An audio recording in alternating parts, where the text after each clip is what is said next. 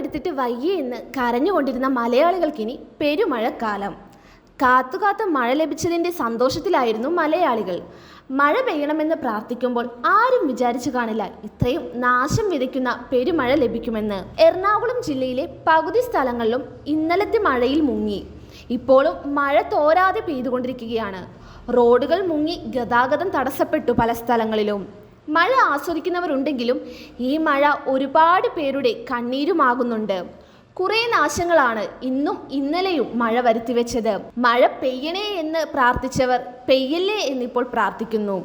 ഇനിയും ഈ പെരുമഴ തുടരുമെന്നാണ് കാലാവസ്ഥാ വകുപ്പിന്റെ മുന്നറിയിപ്പ്.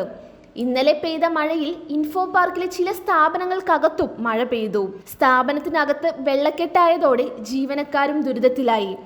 ജനജീവിതം വല്ലാത്ത ദുരിതത്തിലേക്ക് പോയിക്കൊണ്ടിരിക്കുകയാണ്. മഴ തോരാതെ പെയ്താൽ തന്നെ കൊച്ചിയുടെ പല ഭാഗങ്ങളും വെള്ളക്കെട്ടിൽ മുങ്ങിക്കൊണ്ടിരിക്കും. ഇടപ്പള്ളി, കുണ്ടന്നൂർ, MG റോഡ് തുടങ്ങിയ സ്ഥലത്തൊക്കെ വൻ വെള്ളപ്പൊക്കം അനുഭവപ്പെട്ടു. You are watching India's first NGO television, Malanadu TV India.